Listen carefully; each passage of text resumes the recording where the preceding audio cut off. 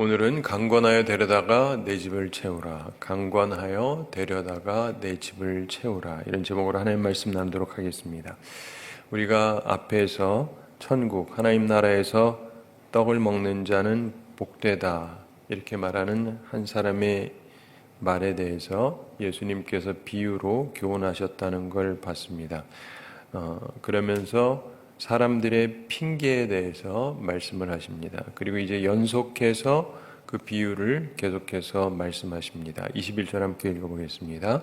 종이 돌아와 주인에게 그대로 고하니 이에 집주인이 노하여 그 종에게 이르되 빨리 시내의 거리와 골목으로 나가서 가난한 자들과 몸 불편한 자들과 맹인들과 저는 자들을 데려오라 하니라. 아멘. 종이 돌아와 주인에게 그대로 고하니 이렇게 말씀합니다. 잔치를 크게 벌리기로 작정을 하고 사람들에게 미리 얘기를 했었죠. 그리고 다 올 것 같이 하다가 막상 잔치를 열려고 했더니 못 오겠다 그러면서 핑계를 댑니다. 3가지 핑계를 설명했습니다. 그리고 그들이 그것을 들은 그대로 전했습니다. 그랬더니 이에 집주인이 노하여 이렇게 말씀합니다. 화가 나는 게 정상입니다. 이미 약속했는데 이제 와서 허접한 핑계로 거절을 하는 것입니다. 잔치가 그렇다면 취소가 되는가? 결코 그렇지 않습니다. 잔치는 열릴 것이다. 그것도 본래 정한 그 시간에 열리게 될 것이다. 이게 주님의 말씀입니다.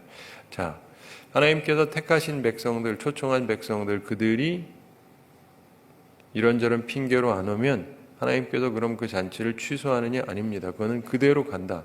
천국은 그대로 열려 있습니다. 대신에 다른 방식으로 주님께서 그 자리를 채우실 거라고 우리에게 설명하셨습니다. 그것이 그 이후에 2000년 동안 정확하게 이루어졌는데 그 종에게 이르되 상황에 대해서 대처하는 것이죠. 빨리 시내의 거리와 골목으로 나가서 이렇게 말씀합니다. 계획에 없는 일을 즉시 시행하라는 것입니다. 이곳저곳 시행하는데 가난한 자들과 몸 불편한 자들과 맹인들과 저는 자들을 데려오라 이렇게 말씀합니다. 이 얘기는 누구든지 데려오라 이런 말입니다. 그러니까 좀 폼나는 사람이 아니라 폼 하나도 안 나도 상관이 없으니까 그냥 다 데리고 와라 이런 얘기입니다. 왜냐하면 준비는 많이 해놨는데 와야 될 사람들이 안 오니까 이렇게 말씀하는 것이죠. 그래서 하나님께서 이스라엘 백성들이 하나님의 택한 백성들이고 당연히 이들이 먼저 하나님 나라로 들어와야 되는데 예수님을 거부하지 않습니까? 대다수의 사람들이 거부하고 있기 때문에 그러면 취소가 되느냐? 아니요. 다른 방식으로 합니다. 그래서 예수님께서는 이 땅에 계실 때에는 주로 유대인들을 근거로 해서 열심히 하셨지만 그 다음에 자신의 제자들은 예루살렘과 온 유대와 사마리아와 땅끝까지 이르러 내 증인이 될 것이다 이렇게 말씀하시지 않습니까? 그래서 다른 쪽으로 가기를 시작을 합니다. 예수님의 제자들이 예루살렘에서 시작했을 때도 처음에 많은 사람들이 돌아오기는 했죠. 베드로의 설교를 듣고 남자가 한 번에 3,000명, 그 다음에 5,000명 이렇게 돌아오긴 했는데 그러니까 대단해 보이기도 하지만 여전히 다시 핍박이 임하게 됩니다. 그러면서 이들이 흩어지게 되죠. 그래서 예루살렘, 온 유다, 그리고 사마리아 그러면서 땅끝까지 퍼지게 됩니다. 자, 그런데 그래서 종들이 말씀을 듣고 그대로 했다. 그럼에도 불구하고 차지 않았다 이런 얘기를 합니다. 22절 함께 읽어보겠습니다. 종이 이르되 주인이여 명하신 대로 하였으되 아직도 자리가 있나이다. 아멘. 종이 이르되 전후 문맥을 보면 주인의 명령을 따라서 성실하게 이행했다고 볼 수가 있겠습니다. 그리고 말하는 거죠. 주인이여 명하신 대로 하였으되 말씀하신 대로 거리와 골목으로 가서 이 사람 저 사람 다 데리고 왔습니다. 그런데 아직도 자리가 있나이다. 빈자리가 있습니다. 원체 큰 잔치를 준비했기 때문에 그런 것이겠죠. 23절 함께 읽어보겠습니다. 주인이 종에게 이르되 길과 산 울타리가로 나가서 사람을 강권하여 데려다가 내 집을 채우라. 아멘. 주인이 종에게 이르되 주인이 종에게 새로운 명령을 하다랍니다. 길과 산 울타리가로 나가서 거리 골목뿐만 아니라 모든 길, 산 울타리가까지도 가서 사람을 데려오라는 것입니다. 도시 밖에까지 가서 데려오라는 것이죠. 아마도 외국인도 살고 있었을 것입니다. 사회에서 환영받지 못하고 한 구석에서 사는 따돌림 받는 사람까지 다 초대하라, 이런 말씀입니다. 그러면서 사람을 강권하여 데려다가 내 집을 채우라. 그냥 청하는 것이 아니라 강권하라 그러죠. 강권이 무슨 말입니까? 강하게 권하라는 거예요. 부드럽게 권하는 게 아니라 강하게 권하라는 거예요. 여러분 자녀들 키워보셨으면 아시겠지만은요, 야 너희들, 여러분들께서 자녀들한테 얘기할 때 새벽기도 지금 오셨잖아요. 야 새벽기도 가자. 부드럽게 얘기해서 오는 애는 거의 없습니다. 지금 애들 데려오신 분이 거의 없잖아요. 그게 쉬운 일이 아니에요. 자기가 오는 것도 쉽지 않지만 데리고 오는 건 내 자식이지만 그리 쉽지 않습니다. 야 새벽기도 하면 좋아. 어려서부터 하면 좋고 해라. 그런다고 말을 듣느냐? 강권하지 않으면 쉽지가 않습니다. 저는 어렸을 때, 이제 애들이 어렸을 때 그냥 들쳐업고 왔어요. 참 희한한 게요. 평상시에는 애들이 시끄러운데 새벽기도 오면 다 조용해요. 잡니다. 제 경험으로 보면 희한해요. 새벽기도 와서 떠드는 애는 없어요. 원체 새벽이어서 그런지 다 잠을 자요. 아주 조용하게 자는데, 근데 제가 애들을 키워보면서 느꼈던 게 뭐냐면, 이건 저의 육아법이긴 한데 이상하게 애를 교회를 데리고 오잖아요. 주일날 말고. 주일날 데려오면 안 된다는 게 아니라 그 별개로 새벽까지 데리고 오잖아요. 이상하게 애가 순해져요. 제 경험으로는 그래요. 제가 아들 둘 키웠는데 둘 다 태어날 때부터 얼마나 울어대는지 의사 선생님들이 이렇게 크게 우는 놈들은 처음 봤다고 얘기할 정도로 하여간 우는데, 딴 애들은 보통 울 때 응애 응애 이렇게 울거든요. 그래서 제가 처음에 조카를 보고 우리 누님의 아들을 처음 봤는데 얼마나 예쁘게 우는지 응애 응애, 그래서 야 애 낳으면 이렇구나 했는데, 제 맏아들은 태어났더니 응애 응애를 한 적이 한 번도 없어요. 아하 그러면서 울어대는데 와, 하여간 보통이 아니에요. 근데 교회 와가지고 운 적이 한 번도 없어요. 소리를 내고 한 적이 한 번도 없어요. 그리고 이상하게 사실 말이 그렇지 새벽에 나 혼자 나오기도 힘들잖아요. 근데 들쳐입고 나오려면 보통 일이 아닙니다, 부부가. 근데 그러고 있으면 이상하게 애가 순해져요. 순둥이가 돼. 참 희한해요. 근데 제가 보면서 느꼈던 바는 그럽니다. 근데 이렇게 말해도 아무도 안 하더라고요. 근데 이제 왜냐면 말이 그렇지 이게 쉬운 일이 절대 아니거든요. 근데 보시면은 사람들이 그렇게 막 나오나요? 강권해야 나오죠. 제가 이제 미국에 있다가 한국에 왔을 때 처음에 우리 아이들더러 그냥 다 나오게 만들었습니다. 맏아들은 이제 고등학교 딱 졸업하고 왔었고, 둘째는 그때 이제 중학생이었는데 이렇게 나오게 하고, 이제 맏아들은 그 다음에 대학교 가면서 기숙사 생활에서 항상 있지는 않았는데, 둘째는 제가 어떻게 시켰냐면 다 나오게 만들었어요. 왜냐하면 둘 다 목사로 키워야 되는데, 좀 어떠냐면 새벽기도 오셔서 아시다시피 목사들도 제일 힘든 것 중에 하나가 새벽기도 나오는 거예요. 이게 훈련이 안 돼요. 저도 목사들로 태어나서 자랐지만 그 생각보다 굉장히 쉽지가 않습니다. 그래서 제가 생각하기에 이게 몸에 배게 해주는 게 좋겠다 해가지고, 우리 보통 뭐 주일날 예배 드리잖아요. 근데 얘가 이제 중고등부 예배 드리죠. 그리고 어른 예배도 꼭 오게 해요. 중고등부 예배 9시에 보면 11시 어른 예배 와서 드리게 하고, 오후 예배 드리면 오후 예배도 당연히 참석을 하고, 그리고 수요 예배 저녁에 참석해야 되고, 금요 기도에 참여해야 되고, 그리고 새벽 기도도 다 나와야 돼요. 그래가지고 쭉 나오게 합니다. 그러면 뭐 월요일부터 계속 오게 되는데, 말이 그렇지 여러분 이거를 다 계속 한다는 게 절대 쉽지가 않습니다. 강권하지 않으면 되는 일이 아닙니다. 제 목적은 얘가 학교 잘 다니고 공부 잘하는 게 아니고 이게 몸에 배야 된다 해가지고 하니까 어쩌겠어요. 이제 하는데 깨워가지고 데리고 나오고 뭐 맨날 이렇게 여러 해를 했습니다. 근데 그러다가 나중에 고2인가 그때 선생님이 불러가지고 갔더니 얘가 학교만 오면 자꾸 존대요. 요즘 피곤하니까 여러분 말이 그렇지 이 새벽 기도도 하고 학교 공부도 하고 다 하고 그러려면 이게 힘들죠. 그러니까 얘가 자꾸 수업 시간에 존대. 그래가지고 이건 좀 말아야 되겠다 싶어가지고 다음에 해라. 그리고 이제 새벽은 좀 풀어줬는데 우리 인생 살면서 보면은요 이렇게 강권해서 하니까 얘가 훈련이 되잖아요. 훈련이 되니까 뭘 하는 거를 맘먹으면 하죠. 그런데 하나님의 전을 채우는 것도요, 이 전도를 해보셨는지 모르겠지만, 전도는요, 하셔야 돼요. 하셔야 돼요. 제가 우리 교회 보면서 느끼는 바는 그렇습니다. 전도가 제일 약해요.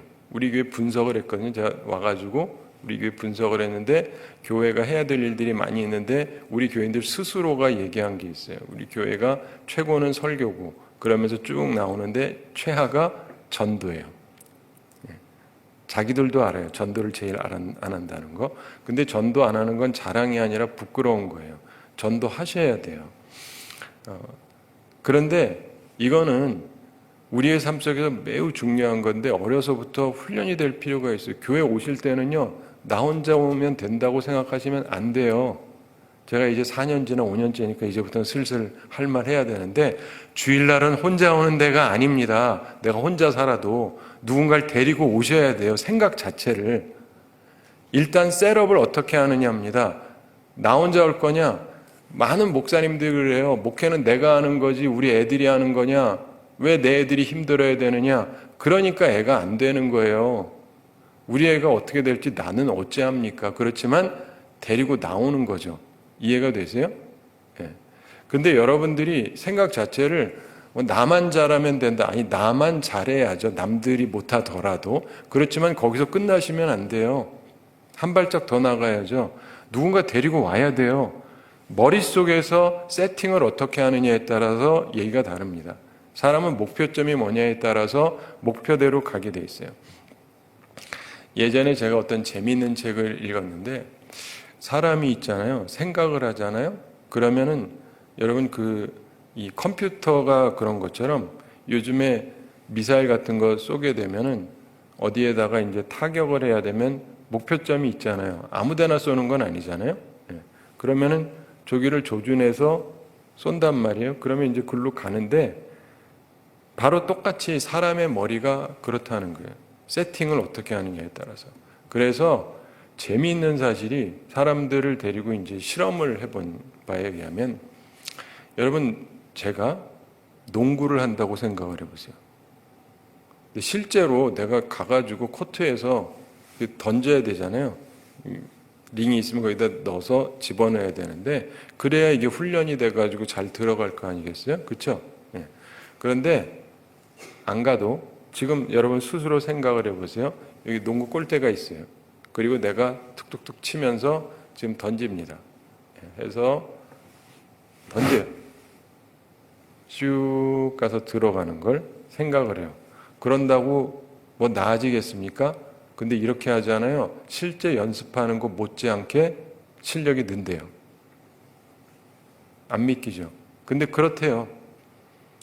근데 전 그런 연습도 잘 안 합니다. 뭐 내가 그거 농구 선수 할 것도 아니니까. 근데 참조하실 필요는 있어요. 사람이 있잖아요. 머릿속에서 자꾸 생각을 하면은 그게 이루어진다는 거예요.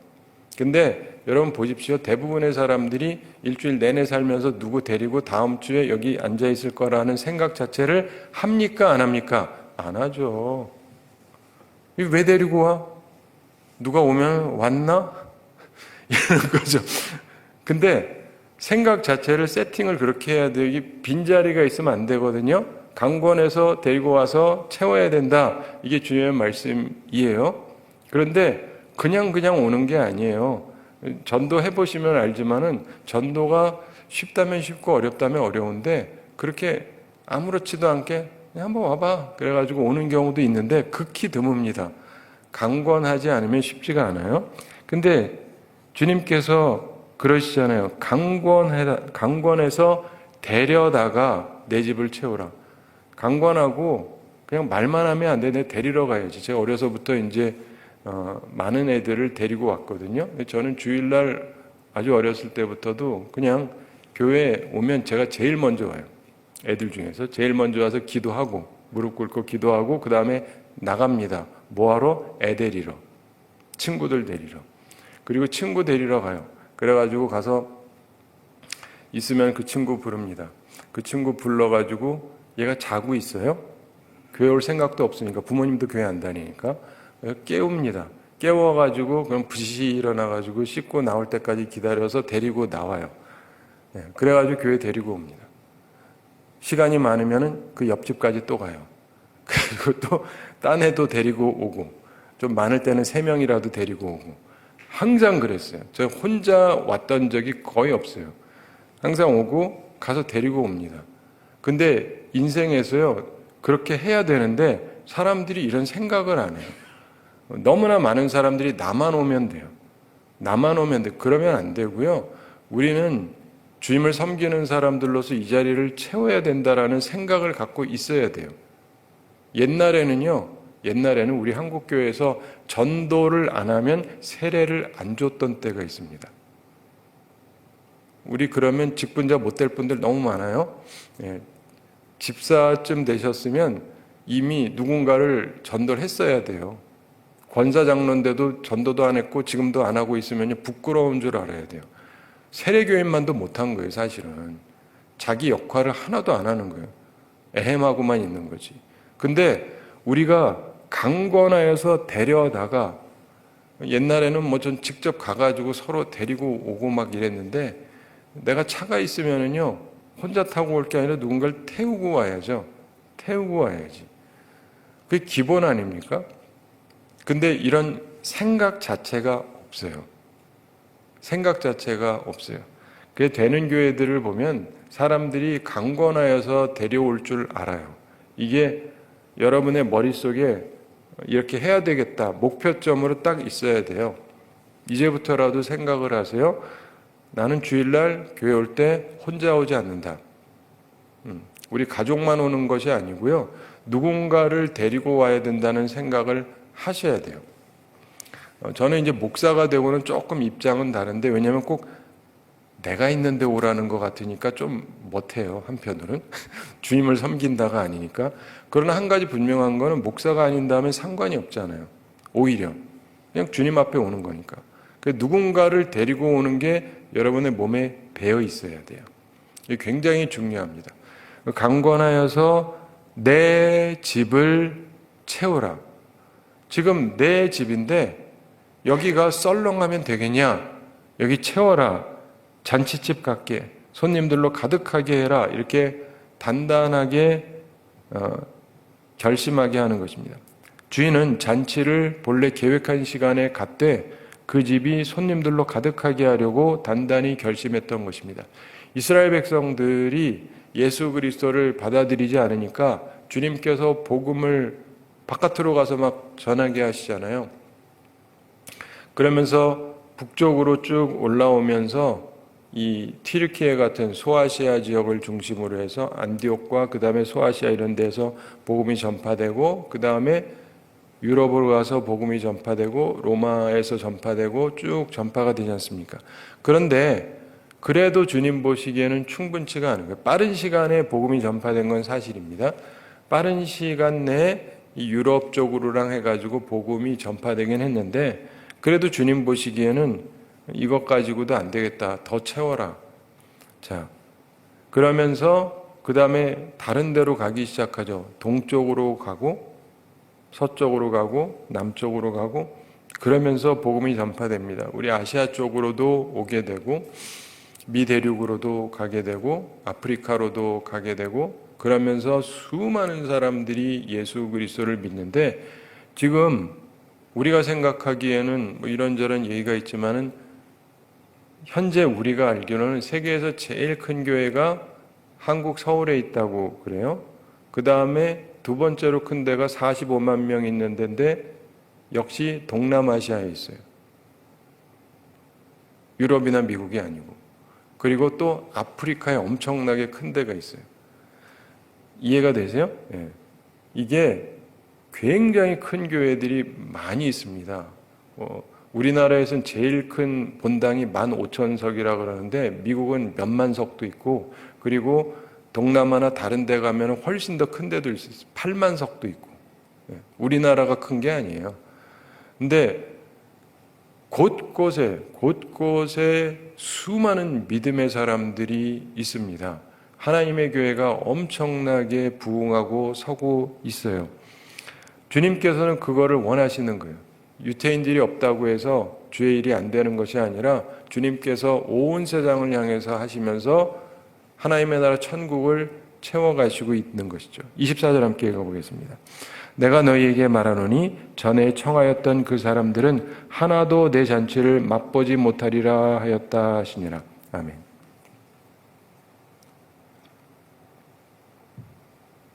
오늘 제목처럼 강권하여 데려다가 내 집을 채우라. 근데 왜 이렇게 하느냐? 지금 24절에서 설명을 하고 있습니다.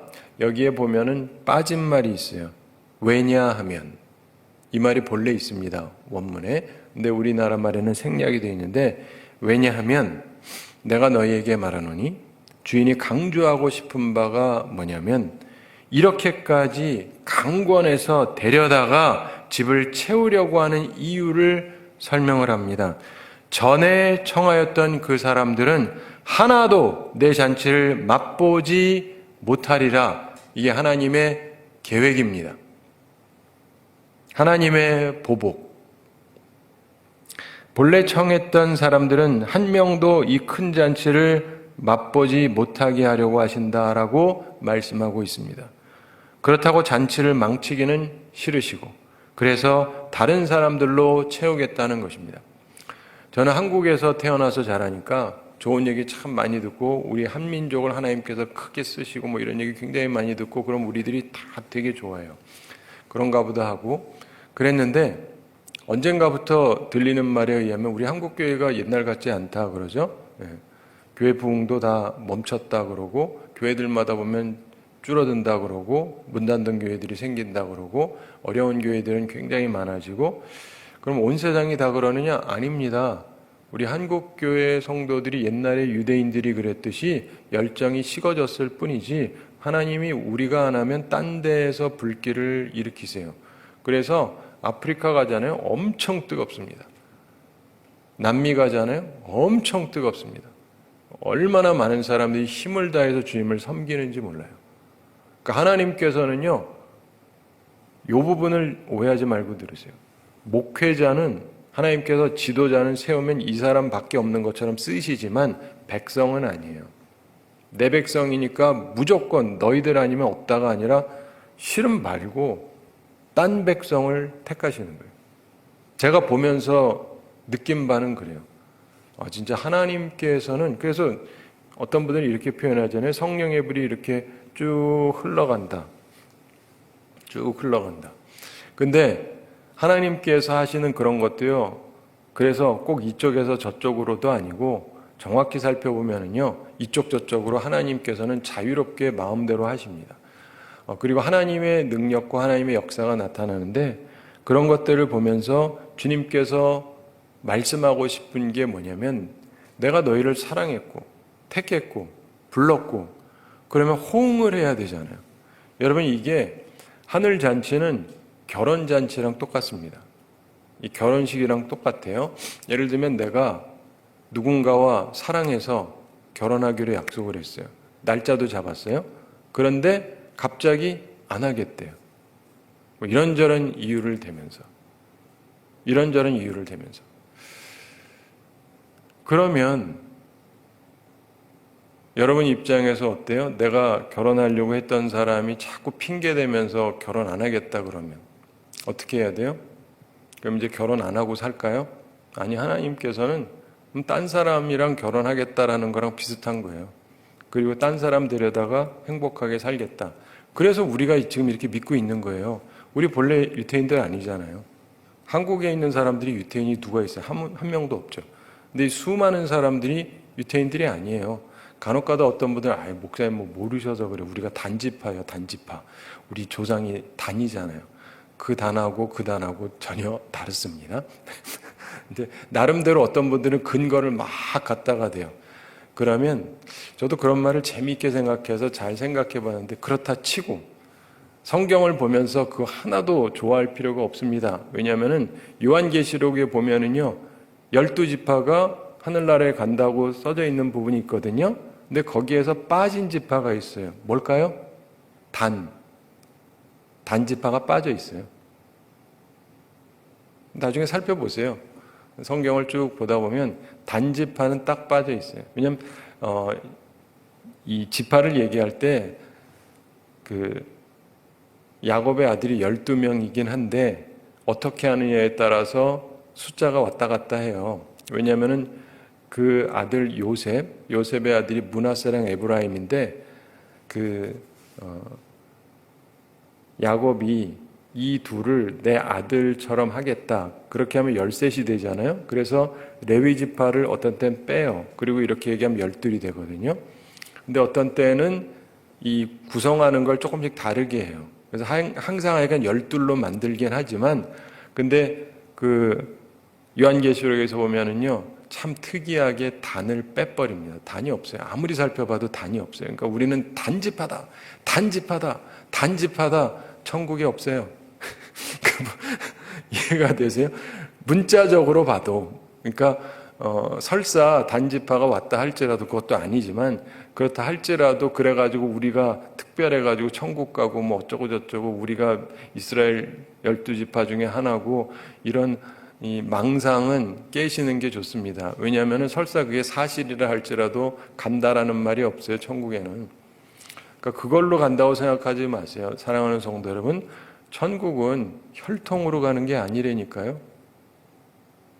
예수님께서 여기서도 얘기하시는 게 그거잖아요. 지금 예수님 말씀 듣는 사람들이 혈통적으로 보면 굉장히 오랫동안 믿던 사람들이에요. 이런 집안이 어디 있어요, 다들? 그렇죠? 그걸로 가는 게 아니에요. 혈통으로 가는 게 아닙니다. 그러므로 우리 집안은 혈통이 어쩌고 뭐 그거는 옛날 사람들이 하던 소리고, 주님께서는 전혀 다른 걸 얘기하시잖아요. 예수 그리스도 안에서 우리가 새롭게 태어나는 거예요. 그러면서 새로운 가정이 형성이 되는 겁니다. 우리 온 가족이 다 믿는다라고 한다면 그리스도 안에서 또 영적인 가족도 되겠죠. 근데 그렇지 않으면 영적인 가족이 아니에요. 육적인 가족일 뿐이지. 그렇기 때문에 우리들은 육적으로 살아가는 것이 아니라 영적으로 살아간다는 걸 놓치시면 안 됩니다. 특별히 이스라엘 전체가 예수 그리스도를 거절했을 때도 하나님은 그 계획을 포기하지 않으셨습니다. 다른 사람을 불러서라도 잔치는 그대로 진행이 될 것입니다. 그렇다고 한다면 우리는 어떨까요? 그게 로마서에서 나오는 얘기거든요. 사도 바울이 이스라엘이 본래 나뭇가지라고요. 그리고 우리는 돌감람나무 같이 이렇게 딴 데 있던 것들을 갖다 접붙임을 한 건데, 원가지도 열매를 못 맺으면 찍어버리셨는데 하물며 너희일까 보냐. 이해가 되세요? 열매를 맺으셔야 돼요. 제 얘기가 아니라 주님의 말씀이에요. 오해하지 마십시오. 우리가 교인이 너무 없는 것도 아니고, 교회가 교인이 없어가지고 재정이 없는 것도 아니고, 아마 우리가 이 지역에서 제일 평안한 교회 중에 하나일 거예요. 재정적으로도. 그게 없어서가 아니라 그거하고 전혀 상관이 없어요. 우리가 할 바를 해야죠. 그렇지 않으면 주님 보시기에 이 은혜를 여기에 계속 부어주시는 게 합당하냐? 이해가 되세요? 네. 아니면 딴 쪽으로 옮겨버릴까? 그러니까 하나님 앞에 정신을 차려야 돼요. 너무나 많은 사람들이 나만 편안하면 돼요. 나만 잘 믿으면 돼요. 나만 누리면 돼요. 주님은 그렇게 말씀하신 적이 한 번도 없고, 이스라엘 백성들이 그러다가 망했습니다. 하나님이 버리셨잖아요. 따라서 우리도 그럴 수가 있어요. 근데 요즘 한국 교회를 보면은 간혹가다 어떤 분들이 이렇게 합니다. 서구사에서는 굉장히 오래 걸렸던 일이 우리나라는 굉장히 짧은 시간에 다 된다고. 근데 교회가 성장한 것도 역사적으로 성장을 했고 줄어드는 것도 역사적으로 유례가 없을 정도로 줄어드는데 어떻게 이렇게 되나 싶을 정도로 사랑하는 성도 여러분, 주님의 말씀을 우리가 벗어나면 안 돼요. 주님의 말씀을 잘 생각해서 그 말씀을 우리의 마음에 품고 살아가야 하는 것입니다. 내가 결정하는 것이 아니라 주님이 원하시는 대로 해야 돼요. 모든 사람들이 예수를 믿는 세상을 꿈꿔야 됩니다. 그리고 그것을 위해서 애를 써야 되는 것이고 노력을 힘을 다해서 해야 돼요. 우리 하남에도 큰 교회들도 있고 교회도 꽤 된다고는 하지만 그래봤자 하남에 있는 사람 10%나 교회를 다니나 그런 것 같습니다. 20% 절대 안 돼요. 우리가 교회에서 통계들을 내보면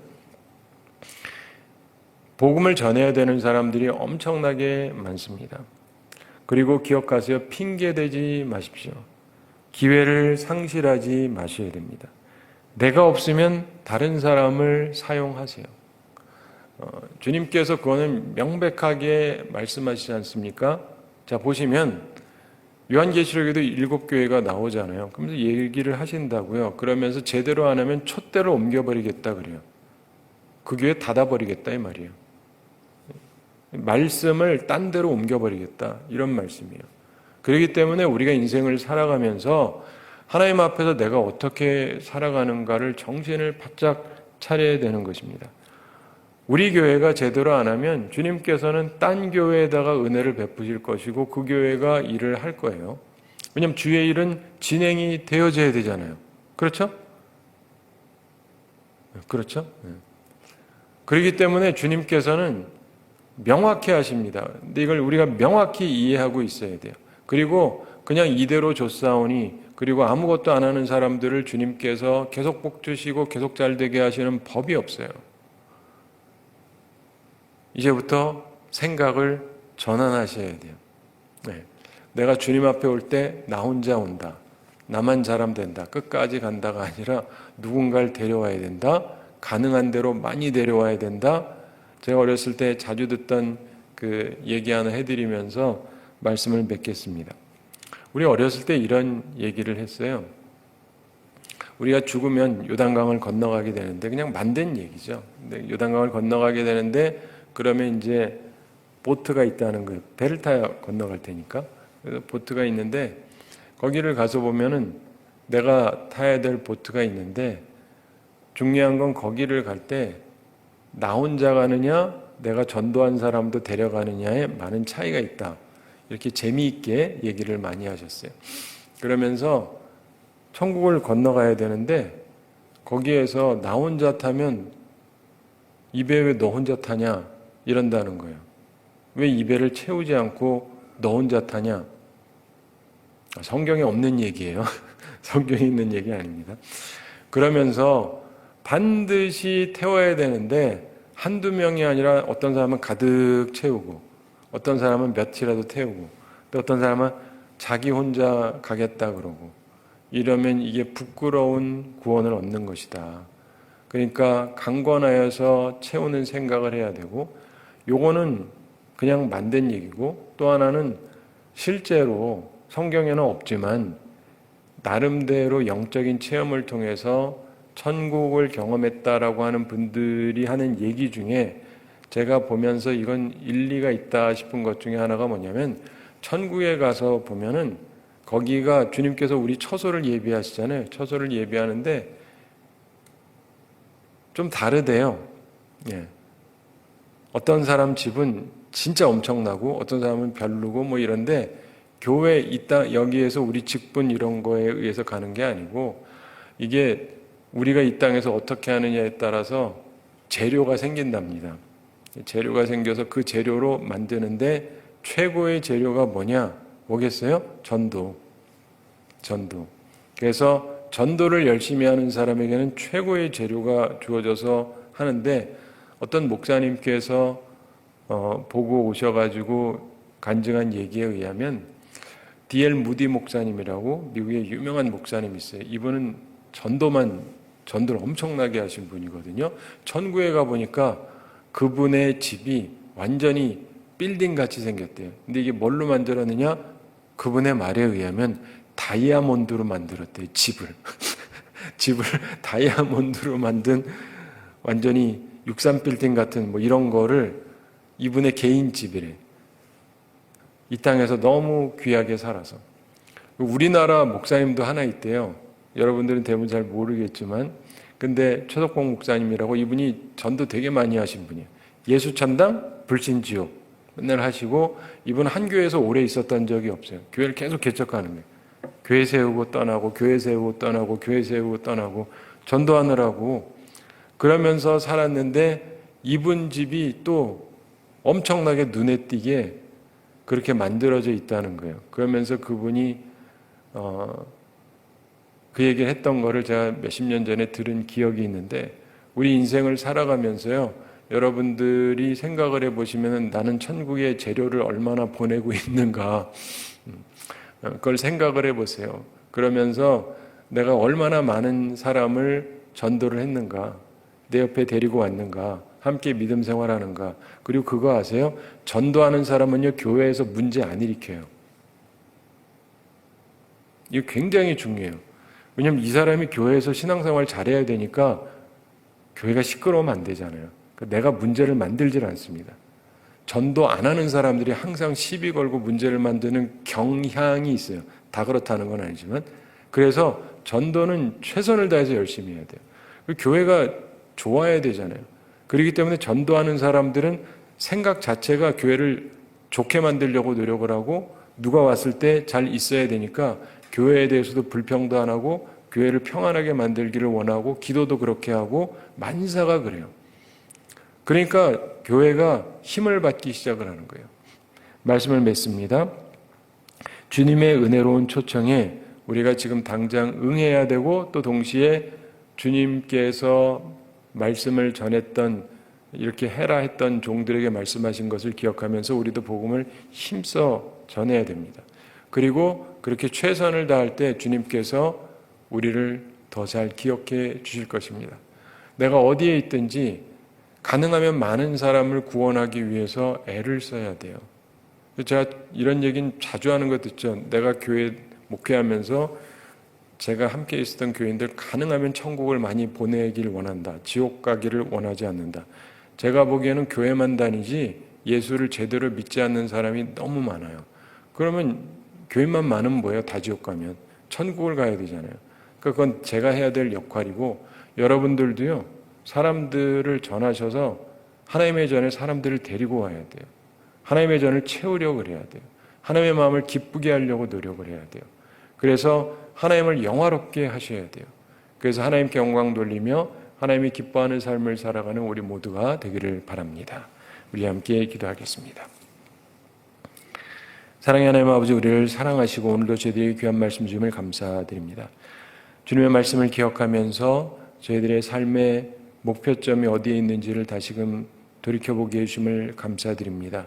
주님께서 어리석은 우리들이 어리석은 삶에서 벗어나서 주님이 기뻐하시는 지혜로운 삶으로 목표점을 정하게 해주시고, 나 혼자 교회에 왔다 갔다 하는 것이 아니라 한 영혼이라도 구원하기 위해서 애쓰고, 가능하면 많은 사람을 구원하기 위해 애쓰고, 강권하여 사람들을 데려다가 하나님의 전을 채우는 사람들이 되게 해주시고, 그래서 천국 잔치를 위해서 준비된 삶을 살아가고 주님을 기쁘시게 하는 삶을 살아가는 저희들 다 되게 하여 주시옵소서. 그래서 주님께 칭찬받는 사람들 되게 하여 주시옵소서. 주님, 우리 성도들 기억해 주셔서 영육간에 강건케 해주시고 일용할 양식 공급해 주시고 시험에 들지 않고 악과 싸워 이기는 주의 용사들이 다 되게 하여 주시옵소서. 이번 한 주도를 지내면서도 그리고 앞으로의 평생의 삶 가운데서 항상 이 말씀을 기억하면서 천국 잔치를 위해서 준비하는 저희들 되게 해주시고 나 스스로가 준비되어지고 또 많은 사람들을 강권하여 데려다가 하나님의 전을 채움으로 하나님을 기쁘시게 하고 하나님을 영화롭게 하는 삶을 살아가는 저희들이 다 되게 하여 주시옵소서. 감사드리며 예수님의 이름으로 기도드리옵나이다. 아멘.